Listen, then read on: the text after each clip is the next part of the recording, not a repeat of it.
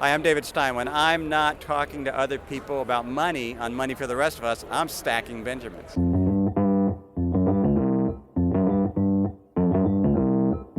Live from Joe's mom's basement, it's the Stacking Benjamin Show.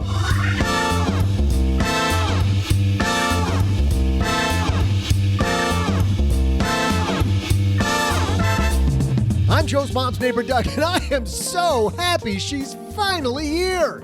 Today in the basement, we welcome the woman who's bad with money, Gaby Dunn. Plus, in our headline segment, another popular publication disses the Fire Festival. I mean, geez, who's next? Netflix, Hulu, what's that? Sorry. They're dissing the fire movement. And meanwhile, over on the Haven Lifeline, we'll answer a question from Kathy about bonds. And we'll answer a letter from the mailbag, all while you hope that today you'll actually be able to entertain your friends by correctly answering my incredible trivia. And now, two guys who entertain each other by making armpit farts. It's Joe and O-G.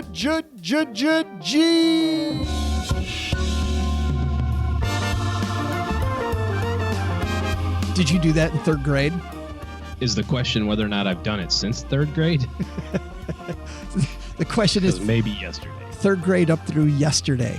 Have you done it? Yeah. Yes. I remember playing those games with my kids. I remember my kids being like 7 years old and going through some of that, stuff you did when you were 7, 8, 9 with them, and them thinking I was so badass because I could do armpit farts and because I knew alternative words to popular songs that were fun with the elementary school crowd. Like, who's the leader of the club that's made for you and me? Like those kind of songs? Or yes, songs like Barney, I love you, you love me. Well, it's funny. We talked about Jurassic Park. I remember when Jurassic Park first came out, it was the same time Barney was out, and people were taking their kids to see that, remember? And there was this no, I don't. joke on that would be a major mistake. Some FM radio DJ had this great song, I love you, you love me, I'll eat the whole family. And my kids thought that was hilarious. Let's make a plan to kill Barney. I remember a story about somebody in a theater, and the kid in front of them got under the seat and was hanging on to the bottom of the chair, where all the free gum is. Oh, yes, exactly. and was just hanging on for dear life and would not come out. Like the mom was trying to get the family out of the theater because they had grossly underestimated what Jurassic Park was going to be about. Hey, everybody, welcome to convincing your elementary school age kids that you are cool as a middle-aged dude. The podcast. I'm Joe Saul-Sehy, Average Joe Money on Twitter, and across the card table from me for another Stacking Benjamins appearance, it's my good friend, the other guy, or as we refer to him, for brevity, OG. Well, that and it just sounds cool on name tags and stuff. The OG. What sounds cool to me is when I read a note from you and there's no spelling errors, OG. What the heck's that all about? Thanks to Grammarly for supporting Stacking Benjamins. Grammarly is a communication tool, helps people improve their writing to be mistake-free, clear, and effective. Something, OG, that, you could work on. Start writing confidently by going to Grammarly.com/SB to get 20% off a Grammarly premium account today. Also, thanks to LinkedIn for supporting Stacking Benjamins. With the new year ahead, it's a great time to set goals and to make sure that they're strong ones for you and your business. Making that perfect hire can set your team up for success. Find the right people for your business this year at LinkedIn.com/SB. And you know what's going to happen? You're going to get $50 off your first job post. It's LinkedIn.com/SB to get $50 off your first job post. LinkedIn.com/SB. Terms and conditions apply. No terms and conditions for listening to this show, except you got to sit back, relax, and enjoy it because Gaby Dunn on her way to the basement. She's bad with money, OG. Sounds like there could be a song made out of that. Like Bad to the Bone, Bad with Money. No. I don't know. Yeah. Maybe next time. Songwriting is not in your wheelhouse, but okay. Probably not. But moving on to the headlines is in my wheelhouse, so let's go. Hello, darlings. And now, it's time for your favorite part of the show, our Stacking Benjamins headlines. Our first headline comes to us today from Barron's. Great publication, Barron's. Generally, I like it. I think we have a piece here that proves again there's still a lot of people that do not understand the FIRE movement. Listen to this. The truth about retiring super early is the name of the piece. They don't list who wrote it.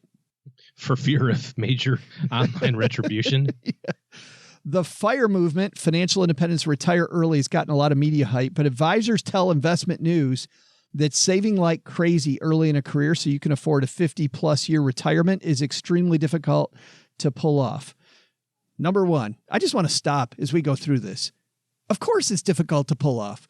Isn't that what the FIRE movement's all about? It's about pushing yourself to do the extraordinary. I mean, isn't that the fun of this thing, is doing something that fires you up, that sparks joy, to quote Marie Kondo and Vicki Robin? Like, do things that push the envelope. That's what it's about. So yes, it would be difficult.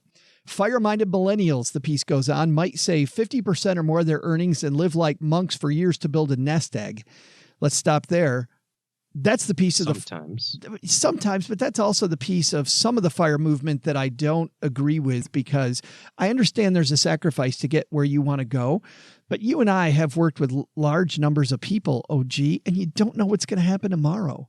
So living on nothing today for a very, very uncertain future, to some degree, I don't love. I've said before that what's the sense of having $20 million in the bank and your kids have never gone to Disney? To me, that seems like a little bit of a waste there, but it is about a balancing act. You know, it's about making a decision, I think, that is based on the circumstances that you're in. It's also making an affirmative decision as opposed to just falling into one. Whether or not you agree with saving a whole bunch of money and retiring early or whatever the case may be, or you think it works or doesn't work, I think the decision-making process is great, because you're saying, okay, I am actively going to forego this in exchange for this other thing that's 5 years away, and as opposed to just going, just save money. Yeah. And I like this idea that process of saving money is what fills you full of joy.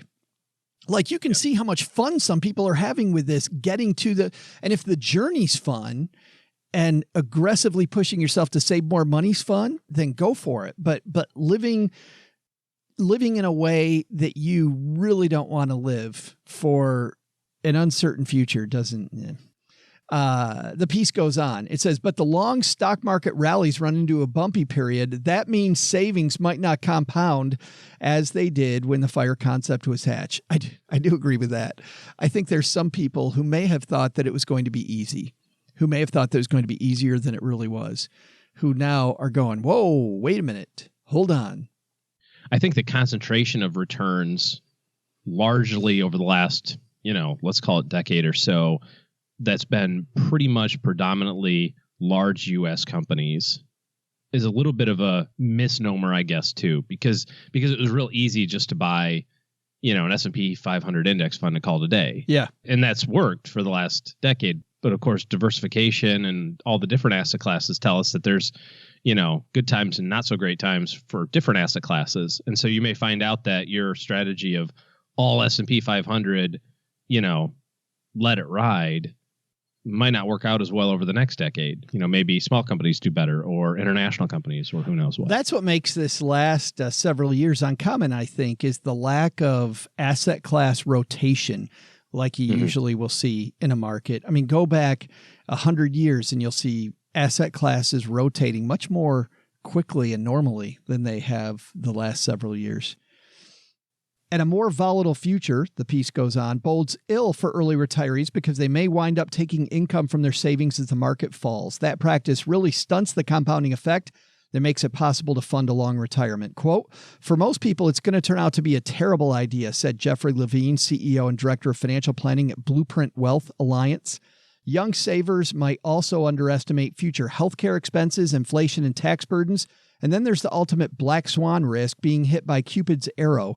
It's one thing to embrace an austere lifestyle, another to impose it on one's spouse and kids. I want to go through all of this. I want to combat what Mr. Levine says here. There's about 14 things there, but go ahead. I want to combat what Mr. Levine says. Just because somebody's trying to do this big, hairy, audacious goal of save a ton of their money, and the fact that it might not work out the way that you want it to work out doesn't make it a crappy idea. Like, I think that's the worst quote of all time. It's not a bad idea. Yeah. So I want to live within my means and save a boatload of cash and invest it smartly, but it might not work. Oh, well, I shouldn't do it. You know what? It might not work. I'm sending my kids to a really good school in hopes that they go to a nice college and get a good job, but they might not. So screw it. We should just keep them at home. I'm going to slaughter this Michelangelo quote, but I know it was Michelangelo who had the quote. The problem isn't setting your goals too high and not achieving them. It's what if you set it too low and you never reach your potential? That is not the exact quote, but it's what Michelangelo it's now talked your about. Quote. Yes. You can now have a quote. It is mine. Feel free to, bloggers listening, feel free to quote me on that quote. Just make sure you spell my name right. That'd be fantastic. There's a hyphen in between. And don't say I said anything about Michelangelo either, please. No. Yes, just keep it at me. This idea that it's a bad idea makes me angry. And sure, are there a lot of people underestimating future healthcare expenses? Yes.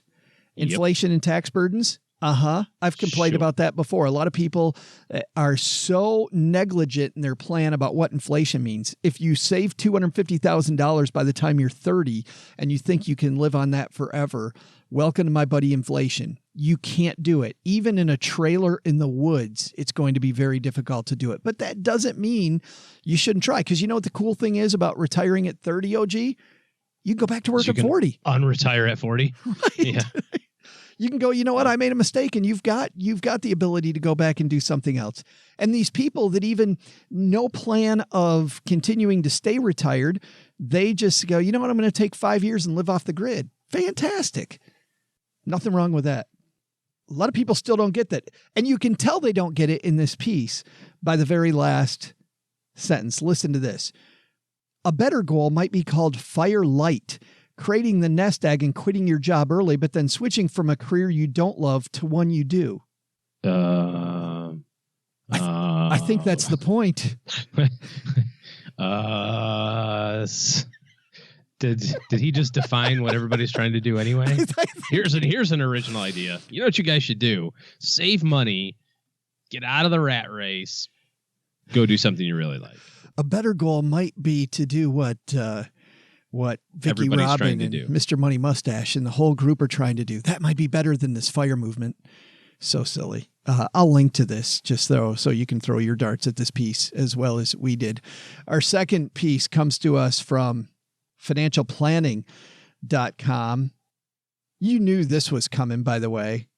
This is written by Harry Terrace. Risk tolerance crumbles as economic angst grows. Which, by the way, I have a little quibble with that headline. I don't think there's much economic angst. You look at the economic data, it still looks pretty damn strong. Right.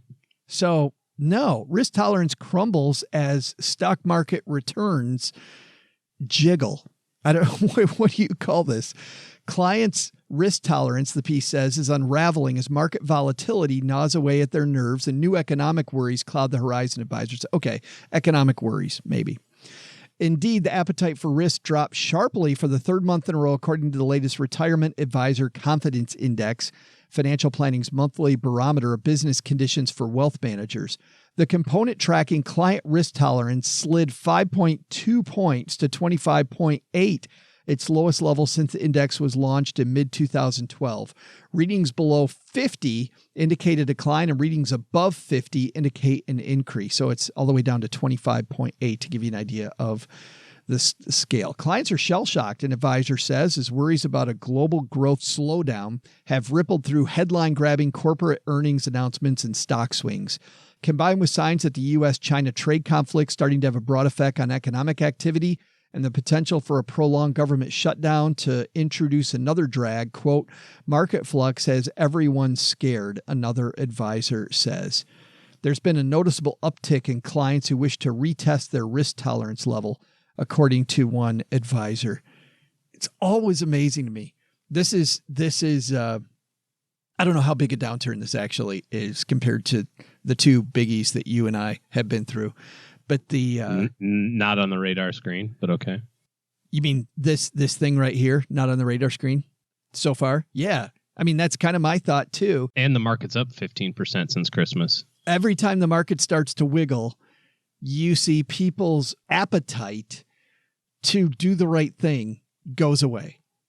Well, and it's comical because, of course, not our listeners wouldn't do this, but is that the right time to decide that your tolerance for the ups and downs is different after it's gone down 20%? I don't think so. If you're somebody making that decision now, it means it's because you're an emotional basket case at this point, which, by the way, there's nothing wrong with being emotional about your investments, even though we know you're not supposed to. But being emotional and acting on that emotion, maybe two different things. Well, and I think the biggest thing here is just to put safeguards in the way, like between you and the thing that makes you feel a little crazy. Because I think we all know that time is your best ally, right? You want to wait it out. You want to just be okay with the ups and downs, keep on investing. Like we say all that stuff, and then we get our statement every month and we pour through it and we go, oh, darn it, I knew I shouldn't have bought that emerging market fund. It's down 20%. I should probably look at this other one. Well, my fixed income's doing good. Maybe I should put it, and you get this temptation. And so I think the best course of action is to trust that the allocation that you decided on when things were good and when you were of sound mind is still the correct allocation now. So put away the statement. Don't look at the brokerage account. Don't, if the nightly news, if you watch it, says that the stock market went up, assume that your money went up. If the stock market says the money went down, assume your money went down, and just eliminate the ability for you to bear witness to it. And then I think the other thing that has helped in the past, and it helps me too, is just looking big picture at the levels of the stock market. So let's say that you're looking at the S&P 500 and it's not as high as it was September 30th, but you can go backwards in time and say, well, where is this in the whole scheme of things? And maybe it's at the same level it was as of, December 2017. That's really not that long ago. You really have a great opportunity now to buy things at a year ago prices. And sometimes you might have to stretch that time frame out 2 years or 3 years or 5 years. But kind of put those barriers in place, I think will help calm you down a little bit. Just kind of put the statements away if it bothers you. And, just put your head in the sand for a little while. I really like this idea during volatile market periods of an investment policy statement where you have everything you just said and you have it in writing. Because I love the idea of taking it out when you're feeling emotional and saying, this is my investment policy. This is the way I get through storms. This is the way I navigate the ship. And I'm going to continue to follow this. I think that having a checklist is great for a business. I think having a system and a process is how McDonald's got ahead. I think it's the same for investing. I think that when it comes to your investment philosophy, like writing it out, what are you going to do when things change? And by the way, I pulled up where we were last at this point. The big slide that began at the beginning of December, we've, as of this recording, we've recaptured 85% of that. And prices were at this level back in May of 2017. So to go right to, and then before that, they were there in April. They were there briefly, if you remember, in February. There was that quick up down that the market had in February. So we were there 3 times last year. 18, not 17. Of 18. I'm sorry, of 2018. Yeah, so not even a year old. Yeah, so we're back buying at 2018 prices. What a deal. And then before February, the time before that was November of 2017. So frankly, when you look at the big run up, we are looking at the very end of 2017 now. Okay, great. But then we go back to February of 2016. IVV, the iShares product tracking the S&P 500, was trading at just above $180. And today we're at $266 as we record this. Plus all the dividends that it's posted over the last 3 years, every quarter, like clockwork. Plus all the dividends. Yeah. Almost 0.5% yield on that product. Mm-hmm. Good stuff. We'll link to this. And it's sad that you can call this every time. Every stinking time anything happens in the market, you see people's ability to once again do the wrong thing. Sadly happens. Not our listeners, though. Not us. Not us.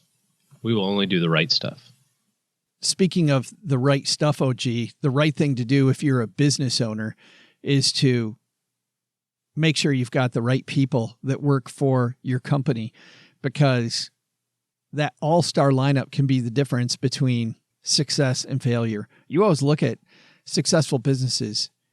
I was reading recently, in fact, about a lot of Elon Musk's businesses. And even though Elon is, by all accounts, a really, really smart dude and likes to be the front man, there's some pretty smart people who actually made what Mr. Musk has envisioned become a reality on a lot of different fronts. But if you've tried to hire somebody lately, you know that it's super hard. And with the new year ahead, it's a great time to set goals and make sure it's a strong one for you and your business. Making that perfect hire can help set up your team for success.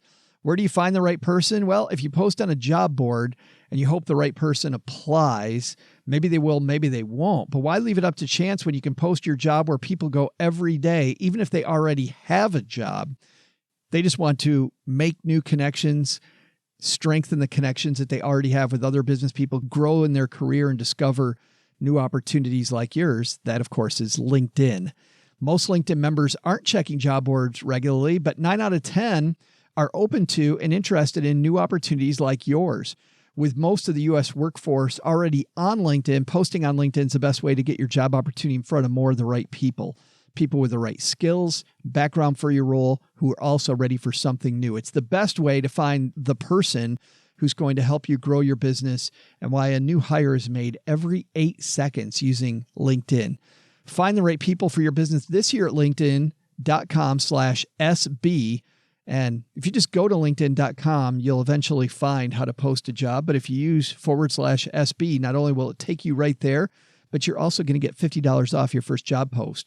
LinkedIn.com/SB for $50 off that first job post. LinkedIn.com/SB. Terms and conditions apply. I think our big takeaways here today is don't let your emotions or the headlines of the day or predictions of economic worry rule your investment philosophy. I think that's a good number one, OG. And number two is, what's our takeaway here? Before you write about the FIRE movement or critique it, maybe you should seek to understand. Maybe talk to somebody who's kind of engaged in the whole process to begin with. Call it crazy.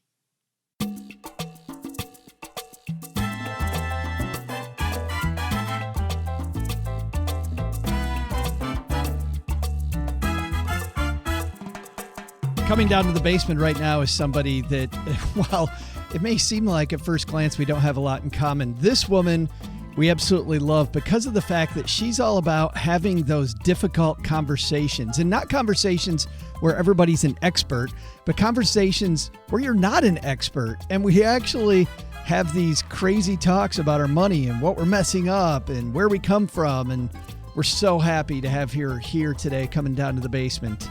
Gaby Dunn, the host of the Bad with Money podcast, coming down the stairs right now.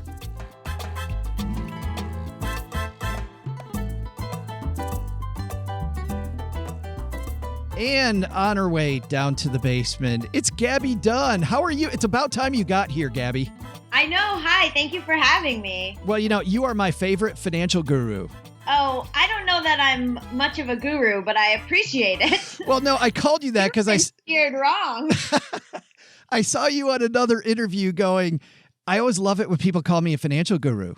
Yeah, because the book is called Bad with Money. So I feel like they've really missed a lot of the point. Right. You're going, is this thing on? Does anybody? Yeah. Well, I think they don't know what to call it. It's either like you're an expert or why are you here? And it's like, well, I'm here to say that no one knows anything. And they're like, oh, we don't like that. But isn't that half the problem, that we think for somebody to talk about money, they have to know something? Right. And half the people that do talk don't know what they're talking about at all. Exactly. So I don't know is a very powerful phrase I've found. Well, and it's funny. I was talking to somebody about that earlier today about being able to say, I don't know. Right. Makes people believe you even more. Like why are so many people afraid to say, I don't know? Because once you tell me that you don't know something, I'm like, really? So you're not just, filling me full of crap and making me distrust you, Yeah, I mean, I think like with money, people are really scared to say, I don't know, because it's looked at as this sort of moral and personal and like self-worth failing. It becomes so wrapped up in your emotions and your self-confidence that you want to seem like you know everything just because it's like, I don't know, it's this very weird thing that everyone seems to be jumping to outdo each other or know some sort of secret, or I know this more than you or whatever. And I think saying I don't know is the only way that you can actually find the real information. Plus, otherwise it's just noise. Yeah, right. And I never thought that calling into some show where somebody's going to yell at me about my money habits would be any fun anyway. No, it's so wild that the default, when we think about money shows, the default status is someone yelling at someone else. Right. Yeah. How do we think of that? But I love that you do give Susie Orman, you say that woman is the goddess of blazers. I love I finished the book, so I wrote about her, and then she reached out and we've talked, and she's going to be a guest on season 4 of the podcast in the spring. And I feel slightly bad, but also like that's a positive. Like I'm like, well, what did I say about her? And then I'm like, I wasn't so mean, But I don't think that's mean. And listen, if you can sport a blazer like Susie does, I mean, good for her. I know, and I'm a queer woman, so that's all we want is to be able to wear a blazer like that. That's right. That's all we're looking for. Because how old is she? Like, I think she was just on our show. I think she's in her 70s or just over, which is amazing. Talks about always. It's very cute. She's always like, I'm almost 70, which is kind of what I do. Like when I turned 30 this year, and before I was 30, I would use it as an excuse for things. Like people would be like, do you want to come to this bar at 10 p.m.? And I'd be like, I'm 30. But I like wasn't 30 yet, but I would just say that to not have to do things. So relatable. You must have me confused with somebody who's 28. Exactly. Yes. I'm 30, so no. People would be like, yeah, you're not 30 yet. And also that is not, those don't go, what? How does that entail that you can't go out to a bar? And I'll be like, can't hear you over being 30. Good night. I love the fact that you talk about your own story so much and how you're brutally honest about it, and which is the way I think more conversations need to be. Because as a guy that was a financial planner, I got to see behind the scenes, and everybody's effing up the same stuff, right? Everybody's messing it up, but nobody talks about it. We all have to be perfect. But how did you get your beginning? Where did you grow up? I grew up in South Florida. But I was like split time a lot between Florida and Georgia. And so in the South, but also in the very Jewish part of Florida. My mom was the breadwinner. She's a divorce and child custody attorney. And then my dad was ostensibly in construction, but mostly a professional addict and gambler.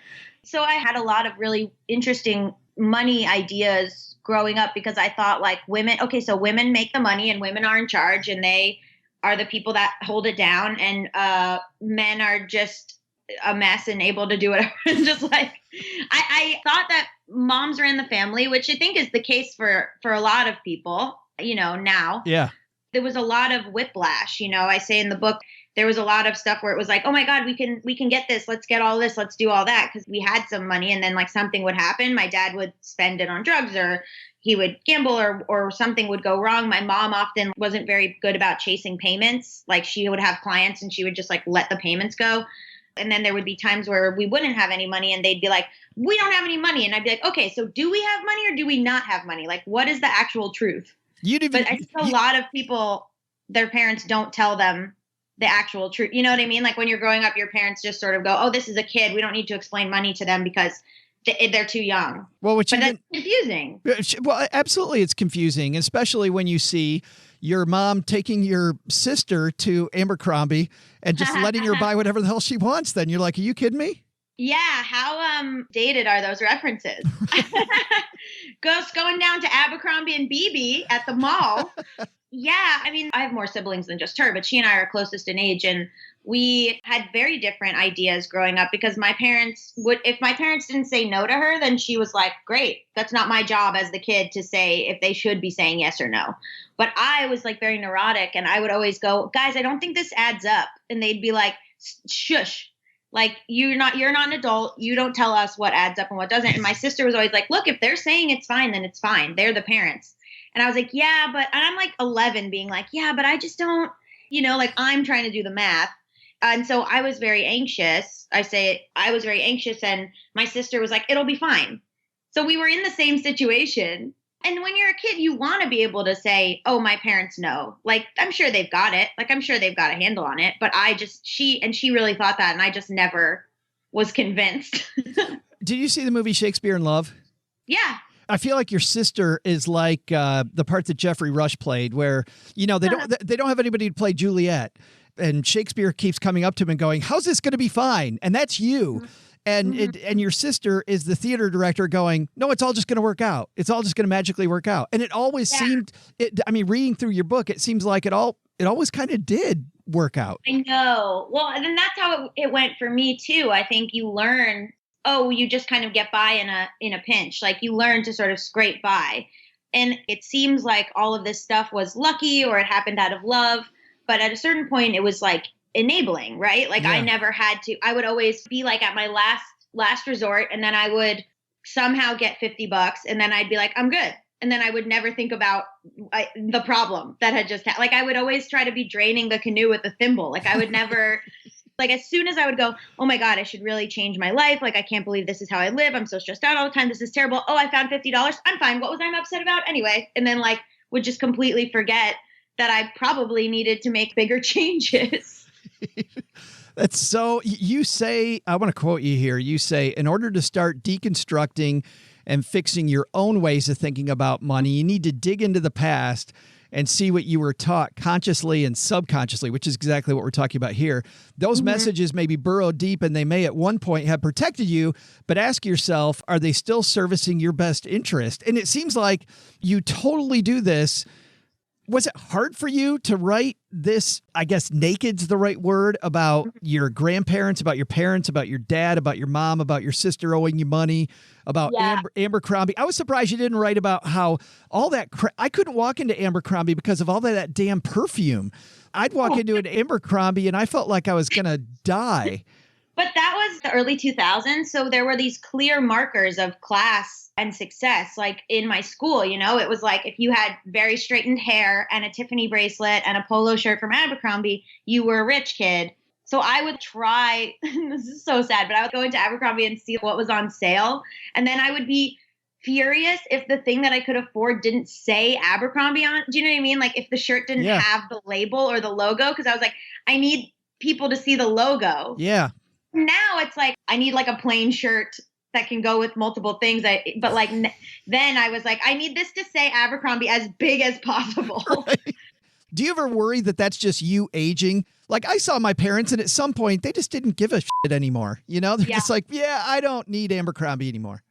Well, no, because my girlfriend works in fashion, so she's very into brands and stuff, but she's more into the quality of the clothes. Like, she'll be like, oh, this is expensive because it'll last forever. Right. And she's normally right. Yeah. I was doing sort of a fast fashion thing of like, I'll get this shirt. I'll wear it twice. It'll completely fall apart, whatever. Yeah. But that's like also not really there's a whole episode there. That's not really ethically sustainable. But I just was trying to keep up basically with these other kids with all these sort of markers of things. And it was very obvious. I mean, it's probably the same now, right? Where like, if you have AirPods, if you have, Air Force Ones, if you have whatever, like there's markers. I mean, we had school uniforms and you could still tell who was wealthy based on their makeup or their jewelry. You said even who could stay after school for tutoring for the who had time. Yeah, for the big time to do multiple extracurriculars, whose parents paid for SAT tutors, who's, it kind of begins to affect your academics too, right? Because it's like, how often can you study? How, you're applying to colleges. Here's all my extracurriculars that I've done. But I talked to this one college counselor, and she was saying that college counselors are a bit wary now, where they'll see like someone who had just time to do a million extracurriculars and they'll be like, oh, okay. Like, they're sort of hip to it now. Yeah. Now, our salutatorian of my kids' high school it was in like 37 different extracurriculars. And my dad even turned to me at my twins' graduation and went, yeah, there's no way she really did all that. Like there is no way. It was so for the college. And I don't know, it produced this big eye roll. So I hope they're onto it. Yeah. I think if you write like an essay about your retail job or about how you take care of your nieces and nephews or whatever it is, stuff that isn't just like my mission trip to Nicaragua or whatever.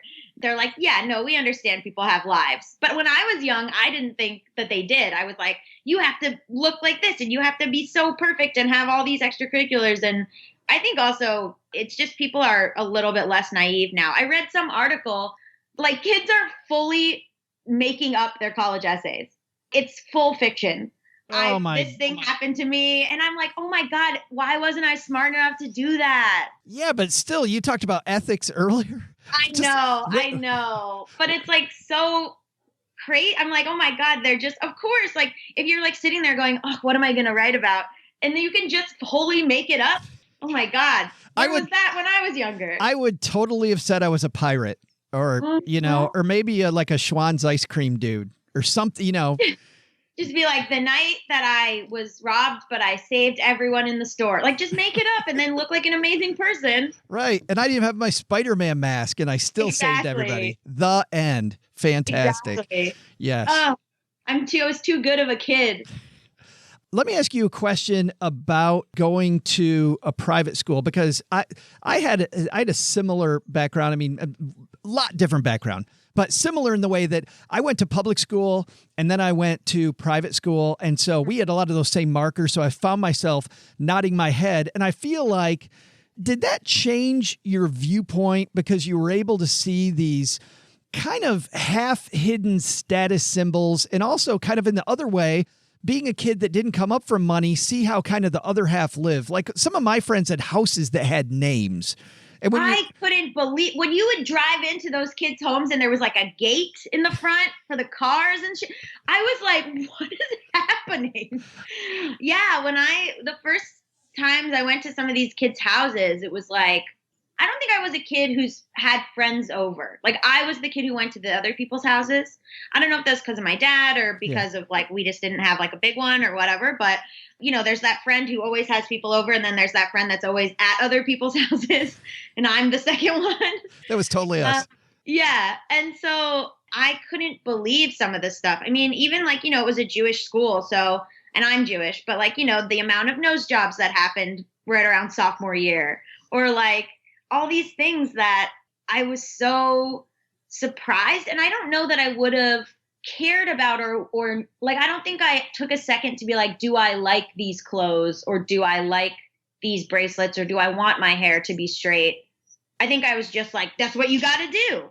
Like, I don't think it was any sense of individuality of like, oh, well, is this what I actually enjoy wearing or doing? But did that make you aspire to, I mean, clearly you aspire to be a part of that when you tell the story about your mom taking an iron and ironing your hair for you so that your hair can be straight. I'm like, oh my goodness, thank God I'm a guy. Yeah, he would lay back on the ironing board. So she would iron it with a clothing iron because we didn't have a hair straightener. And that probably wasn't good, but for my hair. But yeah, like I definitely wanted to be like the kids around me. But then, I say in the book that at a certain point, rebelliousness takes hold. And then I kind of swung hard the other way. And I became this artsy kid who was like, money means that you're evil. And like, fuck off, man. And like, just became very like, I talk about the musical Rent.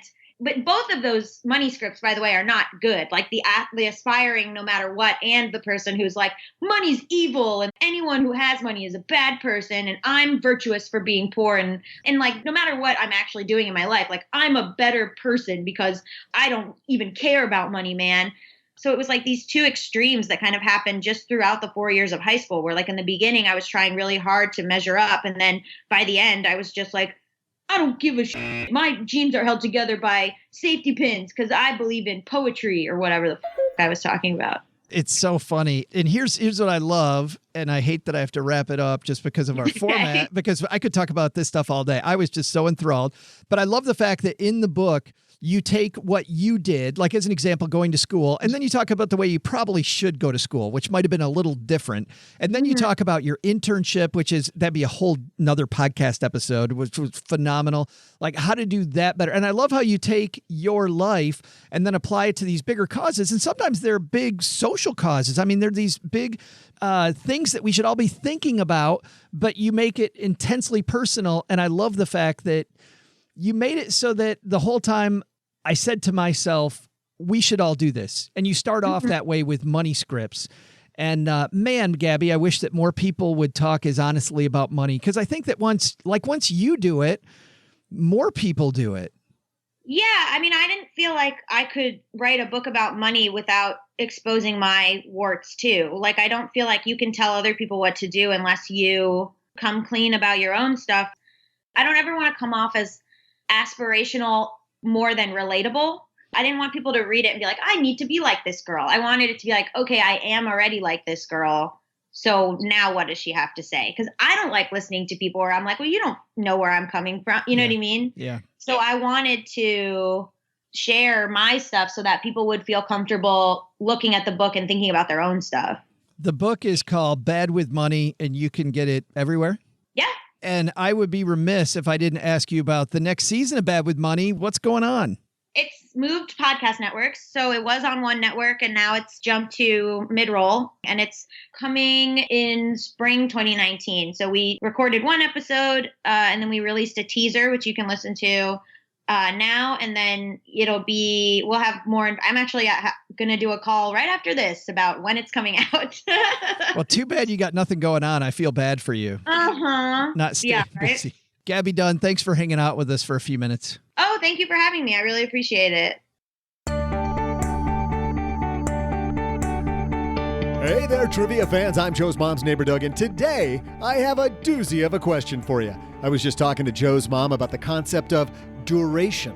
Who knew that was a financial term? I mean, I've been using it in phrases like for the entire duration of the Star Trek Discovery series, and what duration would you like your Sizzler special steak cooked, Mr. Neighbor Doug? And a couple of other sentences we won't get into here. But anyway, here's a question. When it comes to bonds, what does the word duration mean? I'll be back with the answer in just a moment.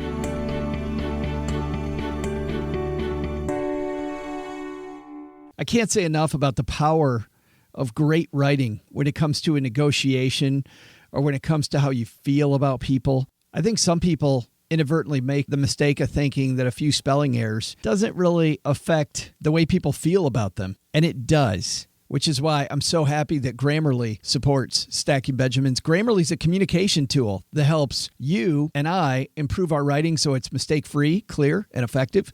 Grammarly encourages everyone, even the best students and top pros, to use Grammarly to do their best work and accomplish even more of their goals. Grammarly is a writing assistant, makes you look and sound smarter. You can start off the new year here by easily improving yourself and your communication at school, work, and almost anywhere with Grammarly. They help people show their best self through writing and are available across platforms, including online browser extensions. So I use the Chrome extension, which automatically makes not just writing errors, but syntax errors and questionable sentence structure come to the forefront in my writing. But it's not just on browser extensions. It also can be a desktop editor and a mobile keyboard checker. Grammarly is available on multiple browsers: Chrome, as I mentioned before, Firefox, Safari, Edge, and platforms iOS, Android, Windows, Mac. Their free product reviews critical spelling and grammar, and Grammarly Premium looks out for spelling, grammar, plus advanced punctuation, structure, style within context, vocabulary suggestions, conciseness, and readability for different occasions like a business proposal, academic essay, just a casual blog post or a note, whatever it might be.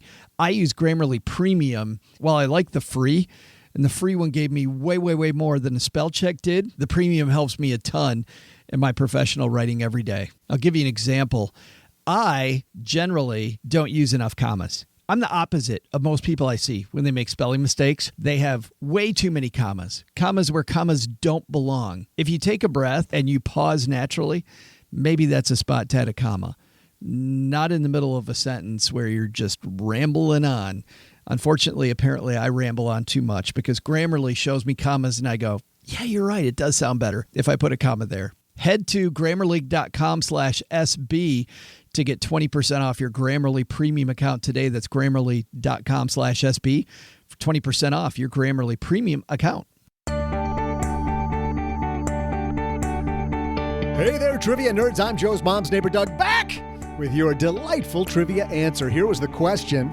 What does the word duration mean when it comes to bonds? Well, because bonds are a loan, if you said it's the time until the issuer pays you back, unfortunately, you were thinking of maturity, something I need a little more of. When it comes to bonds, however, duration actually measures the volatility of a bond. So if interest rates rise or fall 1%, how does that affect the price of the bond in the marketplace? Duration is expressed in years. So a bond with a duration of 2 will have a lower volatility than one with a duration of 5. See that? You nearly learned something today. Just don't tell these guys that. Okay, whoa. Okay, here they come. Keep it a secret. See ya.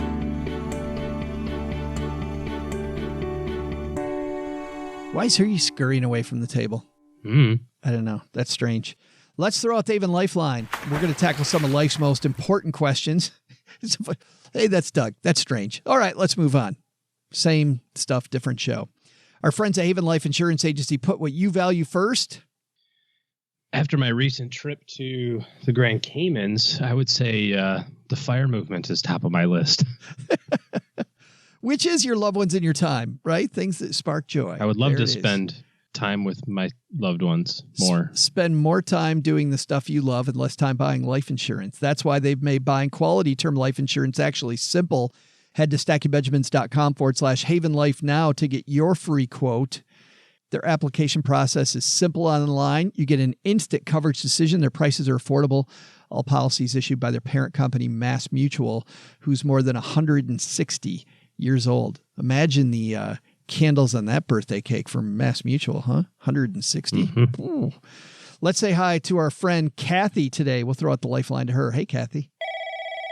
Hey, Joe and OG. This is Kathy, and I have a question mainly about asset allocation. I am 50 years old, looking to retire at about age 60. I have $2.3 million total. I've got 66% stocks, 26% bonds, and 8% in short-term reserves, which is basically a cash emergency fund. And my question for you is, as I listen to the show, you guys don't seem very keen on any type of bonds, bond ladders or bond funds, but wondering for someone my age who's, kind of looking to retire in 10 years, and I seem to have enough in my accounts, do you think that someone in my situation should have more in equities, or is this asset allocation reasonable? I don't want to take on more risk than I have to. And I've always learned that bonds are kind of a ballast for the portfolio. So love to get your opinion. Hope I learned something. That's a great question, Kathy, because, Kathy probably is right that, it all depends on her lifestyle, right? How much she wants to spend a month. But let's say that she does have enough, then do bonds come forward as a way to just, ride her portfolio? I think that there's a couple of different ways to look at this. If you've got $2.5 million today, you've got 10 years until you retire, it's safe to say that that's going to turn into maybe $5 million by the time you retire, if you're going to work another 10 years, not including any savings. So the question obviously is that enough? I think a lot of people would say $5 million is enough money to retire on. The reality, of course, is that it's a function of how much money you spend. If you're used to living on $500,000 a year, I can tell you that $5 million is not even in the ballpark. But let's just assume that you've been a good saver, you live within your means, and you plan on spending something less than $200,000 a year in retirement. I think that it's totally natural to assume that, hey, when I get to retirement, I need to be conservative, right? I need to be, I can't take any risk anymore. And we use those terms like that. But the reality is that, and Kathy said this, for someone as old as I am, I don't know. I don't think 50 is that old, Joe. You're welcome. But more importantly, in the kind of time horizon of what's left, you still have the better part of half of your life. A couple age 65 today has got a 1 in 4 chance of one of them living to be 95. So you got a pretty good shot because you're not 65, you're 50. So, you start doing the math on that. The average is going to be continuing to increase. So I think you look at 50 as being, I've got half of my life left to go. I've got to get to 100. So at 60, you need money for the year that you turn 60. You retire and you need money that year. I get that. And you need money for 61 and 65 and so on and so forth. But you also need money that's for 75 and 87 and 94. And you've got to account for the fact that those later years may be the really, really, really high expense years if there's assisted care involved or something like that. And so the only place that you can get inflation adjusted positive returns over a 30 or 40 year time horizon is the equity markets. And by equity markets, by the way, I mean, that could be equity in real estate because REITs over the long term do that. I mean, sure. Now people are introducing collectibles like we talked about before, and there's some pitfalls there, like being able to cash in your real estate or cash in your Van Gogh to get at your money, but historically some. So when you talk equities, I just want to make sure people knew how broadly we were talking. Sure. Now, there is a point I was going to say that I think, at some level you could say, well, if I've got $100 million and I need to live on $200,000 a year, can't I just put that all in treasuries and not worry about anything and just take the interest and be happy? Yeah, sure. Absolutely. My counter to that would be, how much more good can you do if you continue to invest the way that you should based on your time horizon? Meaning, as you get close to retirement, you need some money for the first year of retirement, the second year, the fifth year, but you also need money that's invested for longer term time horizons, 10 years away and 20 years away and 30 years away and 40 years away. So if that's the case, how much more could you do for the people or places or things that are important to you down the line? No doubt in my mind that if you live a kind of normal lifestyle, I don't know what that is, but let's just say a regular person lifestyle. If you've got $5 million in the bank, it'll last. And if you have a 50% stock and 50% fixed income allocation, it'll last. If you have 60-40, 65-35, it's going to last. If you have 100 and 0, if you all stock, now you have to do something else because you have to think of what are the downsides to that. And so what we advocate, of course, is having at least a year, preferably 2 years of spending in cash on the day you retire, because then that gives you the opportunity to be fully invested, take full advantage of the market upsides. But then when the market does go down, you've got a reservoir of cash that you can draw from for a long period of time where you can just let your stock portfolio do whatever it's got to do to recover. What about now, if that gives you too much sleepless nights, then you got to introduce a little bit of fixed income because I was going to say, because at the end of the day, this isn't a game about it's a game between your ears more than anything. And you have to figure out where is your breaking point and then build around that so that you don't ever get to it, because that will kill you more than all equity exposure, all fixed income exposure, whatever. Yeah, that's definitely the key, Kathy. It is much more about you, and introducing bonds will reduce volatility. But the biggest issue, to OG's point, bam, in financial planning right now that I read when I read financial planning stuff, but I'm not reading enough of when you read popular press stuff or listen to podcasts about finance or whatever, is longevity. Like the academians who are on top of this stuff much more than Joe Blogger is they're worried about you living to be 130 years old. And that is a monster risk. That the more money you put in bonds, the harder it's going to be to make sure that you don't outlive your portfolio, no matter how big it is, becomes, and especially because of the rising cost of healthcare, and not just in the marketplace today, which I think we said on Monday is a dumpster fire, but just over time, because you're not going to be as healthy at 80 as you were at 70 as you were at 60. I mean,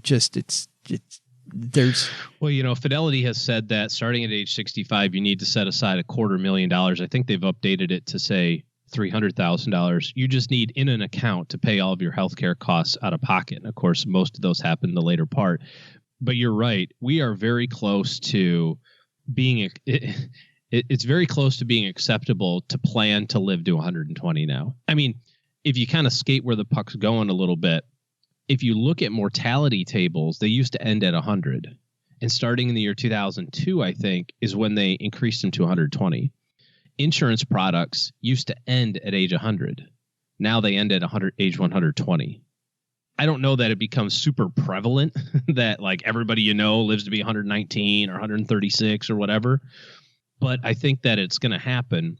And if it does, who is it going to happen to? Is it going to happen to the guy that worked outdoors his whole life and barely scraped by and retired at 70 because he had to, because he had a health condition? Or is it going to happen to the person who was an executive who saved a whole bunch of money, retired at 55 with $10 million in the bank? You know, and arguably can afford better healthcare and all that sort of stuff. Of course, the person who does the right thing with money also tends to do the right thing with their health and, you know, all that other sort of stuff. So I think there's going to be a correlation there. So the risk isn't that you have too much volatility. I think you have to think about it, like you said, Joe, that the risk is instead that you live too long. And if you get too conservative too early, your capital is going to start declining at an ever increasing pace just to keep up with that, you know, rising costs of buying milk, you know. It's a great question. Thanks for the question, Kathy. I love where that question comes from. And by the way, congratulations on all the saving she's done. Nice work. Yeah, not bad. 2.5 million is not quite enough to start on, but it'll, or not quite enough to get you home, but it's a nice start. Not to get to the Susie Orman number. You're halfway to the Susie. Well, if you Orman don't do anything else, I mean, it'd be 5 million in 10 years, right? There's double at 7%. Yeah. There she goes. We also get letters down here in the basement, and today from the mailbag, we're going to answer Braden's letter. Braden says, I'm 22 years old, fresh out of college, and have a new full-time job. I'm a little lost, though. I've started contributing to my 401k with a match from my employer, and I want to start investing more. The problem is I don't know where to start. Any suggestions for a young fellow like me? Thanks in advance. Thanks, Braden, for the question. I love how Kathy's talking about landing the plane, and Braden's talking about taking off. I like the scope of these letters. Yeah. Well, when it comes to putting this all together kind of at the beginning part, everybody is really interested in solving Kathy's problem because it's a cool problem to have. I've got $2.5 million. How do I invest it? You know, or how do I allocate my investments a little bit better or whatever the case may be? Even when we're in our 20s, we want to do the cool stuff that we do in our 50s. It just sounds like a better experience than boring stuff like building a cash reserve or paying off your student loans. Or making sure that you don't get into debt to begin with. And so where do we start in this whole process? It's all about making sure that you build the foundation the correct way first. Now, you didn't say anything about this other stuff, but I think it's really important. If you don't have a cash reserve, you need to put a cash reserve in place first before you start investing. A lot of people would say that's 3 months of expenses or 6 months of expenses. Pick a nice round number. And if it takes you a year to save it or 2 years to save it, so be it. That'll insulate you from the risk of life and then make it so that your investments, when you start, will be able to continue. So a real big problem is you get started on the investing track, you're dumping money in your 401k and your Roth IRA and your brokerage account, and then life happens and you need to put $1,000 of tires on your car. Joe knows about that. And then you have to invade your 401k. Or I just had a client call and say, hey, how long have I been contributing to my Roth? I need to take it out. Like, for what? Oh, because I was over budget on my home remodel project and I've got $20,000 in debt now that I didn't count on. Well, you don't want to take that at 35 out of your Roth that you've been contributing to for 20 years or 10 years, you know? So build a cash reserve, work on eliminating all of your consumer debt if you have any. After that, I like the process of contributing into your 401k to the company match. Then I like going back to the Roth IRA and filling that up. Then I like going back to the 401k and maxing that out. And after that, then you're looking at things like making sure you get a brokerage account and that sort of thing. So I think you've got quite a checklist of things, probably, if you're like most people just getting started before you get to some really esoteric stuff. But I would go cash reserve, pay off debt, 401k to the company match, max the Roth, then go back to max out the 401k. And after you've done all that, you're probably saving, $25,000 a year, and then put the rest in your regular investment account, and off you go. I remember when I was in my early 20s, I called a stockbroker because I had no idea where to invest, what to do. And luckily, I got a hold of the right person because the dude gave me the same advice that OG just gave you, Braden. And you know what it sounded like when I was your age? It sounded boring and it sounded frustrating. And I go back to a lot of the troubles that I had with money in the early days. Had I built that foundation first, I could probably reclaim 15 years of my financial life. Mm-hmm. The best way to solve problems is before they happen. And I went through a whole lot of grief because I thought that broker was boring as hell and went, no. Yeah. When do I get to do credit default swap derivative, futures trading on corn? When is that in the process? I just read an article about somebody who had built a portfolio. I don't remember the size of it, but I thought it was maybe 5 million, had retired by doing it in ETFs and index funds and contributing, the maximum to the 401k, just real boring stuff. And then he retired and got bored with being bored. Yeah. And so he took a little bit of his portfolio to do some option trading. And then the worst thing happened. He made $500,000 doing option trading in a year. And the hook was set. So now he's this whiz kid option trader at 55 and promptly went through something like $3 million before he finally said, okay, I got to stop. Oh, no. And, arguably with $2 million, you can still put bread on the table. But that experience will change the trajectory of your family's financial future for generations, so do the boring stuff. Thanks for the question, Braden. If you've got a question for the show, head to stackingbenjamins.com. At the top of the page, you'll see the questions for the show tab. If you click there, you'll see all the ways you can interface with us. Of course, Kathy's taken home the swag, the Greatest Money Show on Earth t-shirt, where Braden got his question answered. See how that works? But for both options, just head to our website. Also, by the way, for everything we talked about, head to our website. I'm sure Doug's going to go over that in a second. One thing, not directly on our website, you have to actually use the link I'm about to tell you. If you are putting your financial planning team together and you'd like to talk to OG and the team about joining your team, your financial planning team, here's the link for that, stackingbenjamins.com/OG. And that will take you directly to OG's calendar and his team. All right. That's going to do it for today. Doug, take it from here, man. What should we have learned today? So, what did we learn today? First, take a cue from our discussion today with Gaby Dunn. Talk more about how you began your money journey, about your parents and early years. It'll help you realize the scripts you use to make decisions today, and maybe fight against ones that might not be healthy. Second, thinking about lowering your risk level as the stock market drops? Yeah, don't do that. Write out an investment policy statement and stick to it during good times and bad. Your goals down the road will thank you. But the big lesson?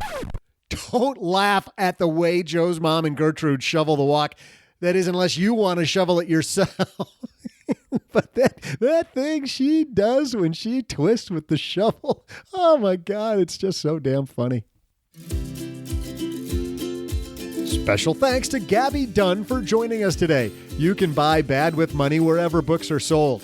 Stacking Benjamins supports independent booksellers. So if you want to support the show and buy independent, use our link, stackingbenjamins.com/Powells, and they'll give us a little thank you for sending you their way.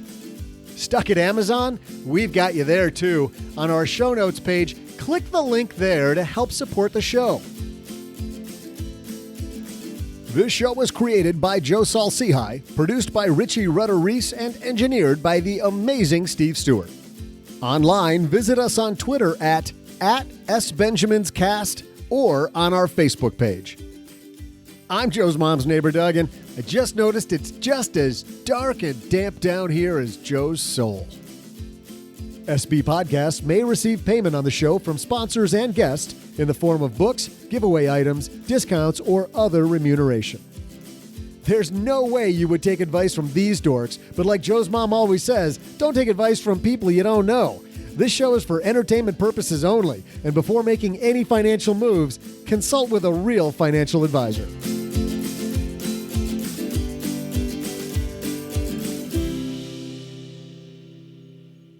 Have you ever asked yourself what wrong turn you made in your life that you ended up down here listening to us?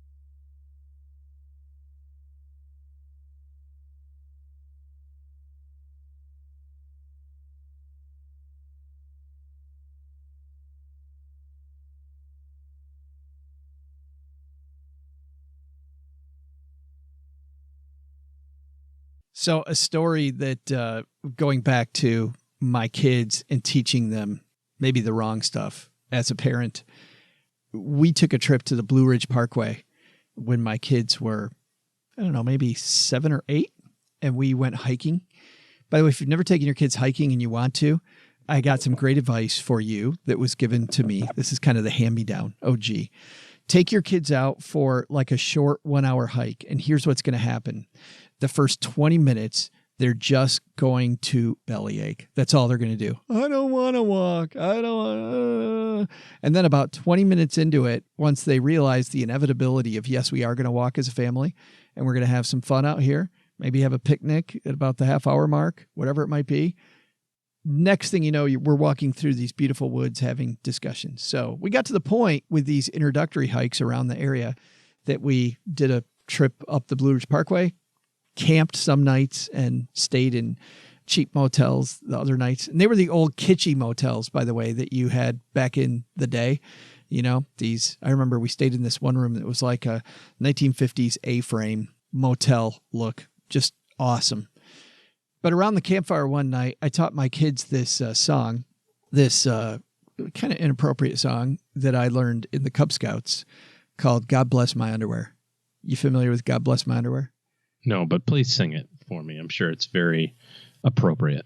It's the same tune as God Bless America, but it's God Bless My Underwear, my only pair. Stand beside it and guide it from the washer to the dryer to my drawer, from the washer to the dryer to my clothes basket to my drawer. God bless my underwear, my only pair. And so I taught my kids to sing this. My son was young enough, and he used to do this belly laugh when he was 7 or 8. I missed that. He was laughing so hard. Cheryl had gone to bed early, and he was falling off the little log that we had sitting next to the campfire. He was laughing so hard. He thought it was so funny. So we're walking down a section the next day of the Appalachian Trail, and my son decides to start singing God Bless My Underwear. And morale was very high that day, OG.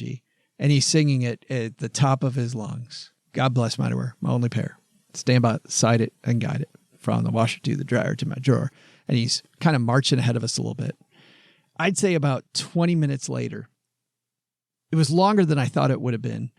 This grizzled hiker, clearly doing a much longer part of the Appalachian Trail that we're doing. You know, we found some intersection, parked our car and walked like half an hour in, half an hour back. But this dude is just weather worn, huge pack. He's got both of the, He's a through hiker. Yes. He's on his way. He's got both of the, poles, the hiking poles that he's using to steady himself over long periods of time. And he said, I have to give it to you parents.